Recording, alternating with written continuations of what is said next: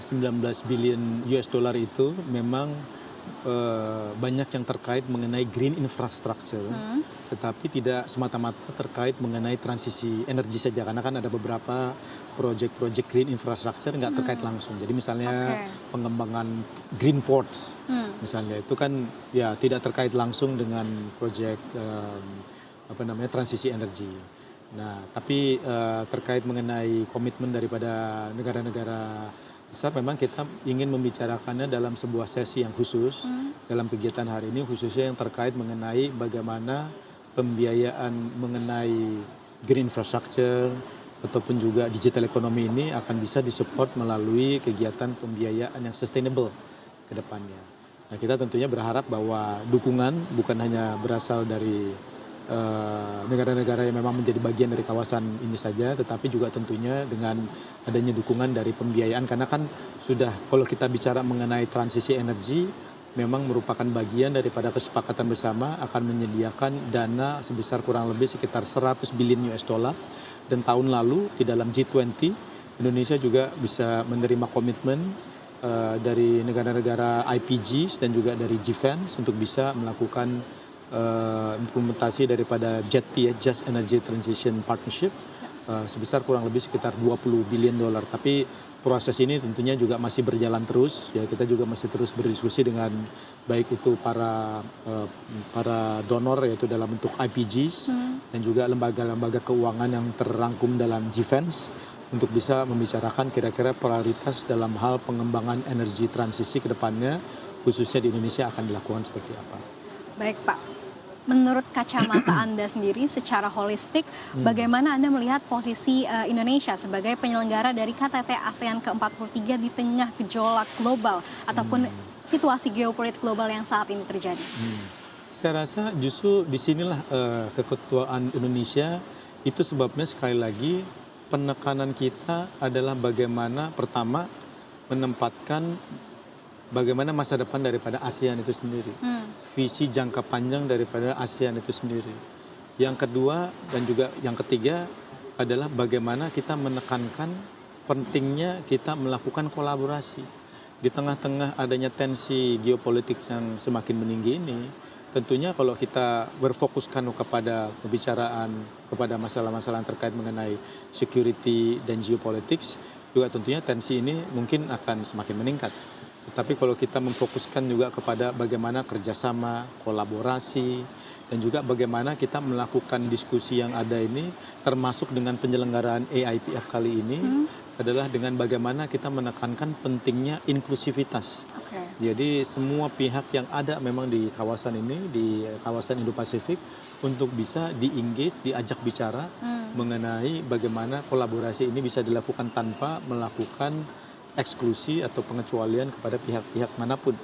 Jadi ini kita harapkan juga dengan adanya hal-hal tersebut bisa mengurangi adanya tensi-tensi seperti tadi. Tanpa eksklusi ke pihak manapun itu selain dari kawasan Indo-Pasifik?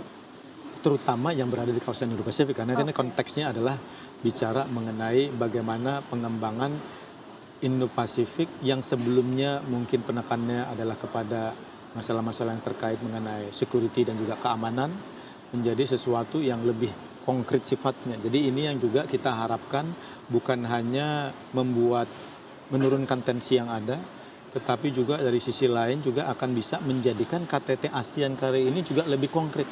Apa yang memang betul-betul menjadi manfaat bagi masyarakat yang, ya, boleh dikatakan mungkin yang terkait mengenai masalah-masalah yang terkait dengan security akan menjadi lebih konkret lagi manfaat daripada KTT ASEAN kali ini, kalau misalnya lebih banyak bicara mengenai masalah-masalah yang terkait mengenai peningkatan kegiatan ekonomi, karena kan yang memang akan bisa memberikan manfaat yang lebih konkret kepada masyarakat, khususnya yang mungkin nggak terlibat langsung, adalah bagaimana membicarakan mengenai masalah-masalah ekonomi tadi. Seperti contoh yang tadi kita sudah sampaikan, salah satu hal yang juga misalnya kemarin didiskusikan antara Bapak Presiden dengan pihak daripada World Bank misalnya, bagaimana pengaruh daripada digital dan juga digitalisasi dalam hal menurunkan inequality dari kegiatan ekonomi atau apa namanya ya, ketimpangan yang terkait mengenai kegiatan ekonomi. Karena kan dengan meningkatnya akses terhadap digitalisasi misalnya akan juga memungkinkan mereka untuk bisa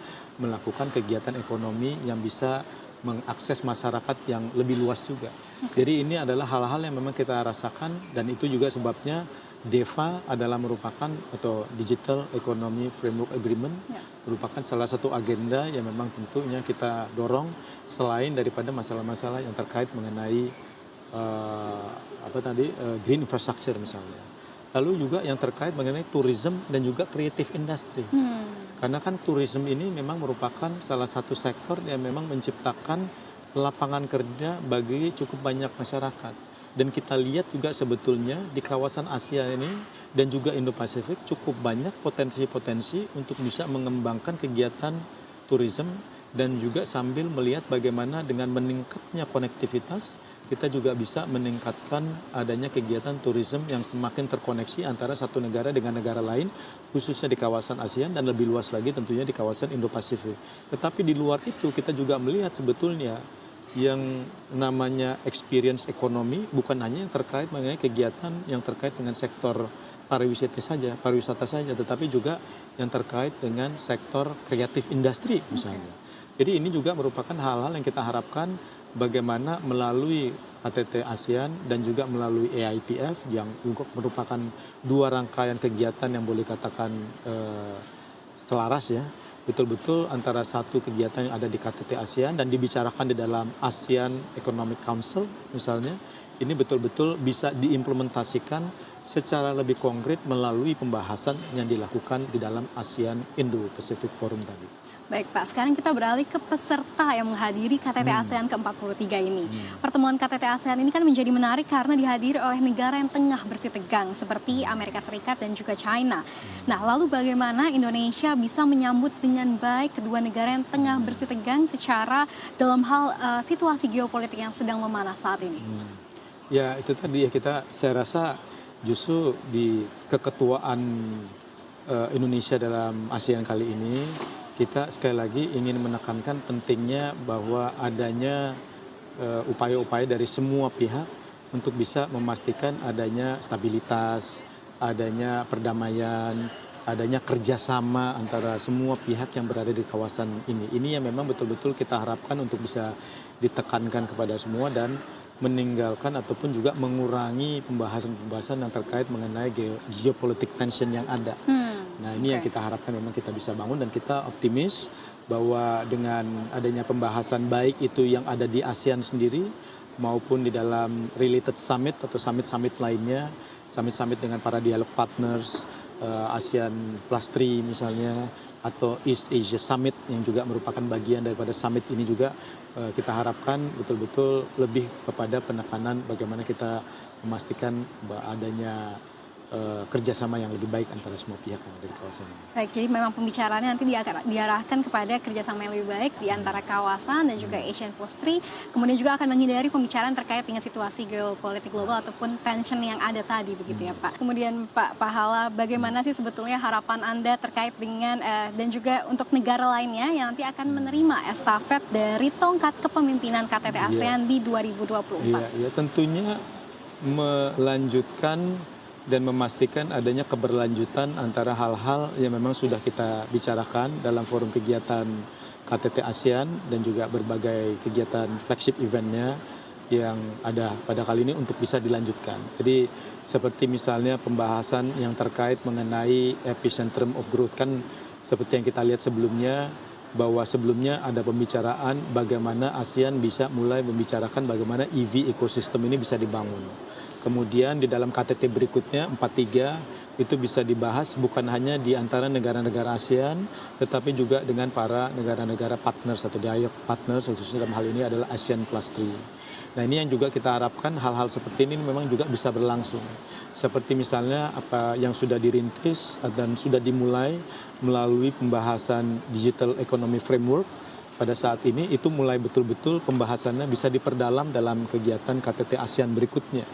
Dan juga kalau misalnya memang membutuhkan adanya dialog partners dengan atau adanya kerjasama dengan dialog partners lainnya, mungkin itu juga bisa dilakukan di KTT berikutnya juga. Karena kan KTT ASEAN ini dilakukan 2 kali dalam setahun. Jadi ini hal-hal yang kita harapkan adanya keberlanjutan dan keberlangsungan dari hal-hal yang memang sudah mulai dirintis, termasuk juga tadi mengenai visi jangka panjang ASEAN 2045 yang memang belum untuk bisa langsung efektif untuk bisa diterapkan pada saat ini, tetapi mungkin nanti pada tahun 2025. Tetapi paling tidak apa yang sudah diletakkan dan juga sudah disepakati menjadi salah satu visi jangka panjang ASEAN 2045, moga-moga betul-betul bisa dijalankan dalam keketuaan negara-negara selanjutnya.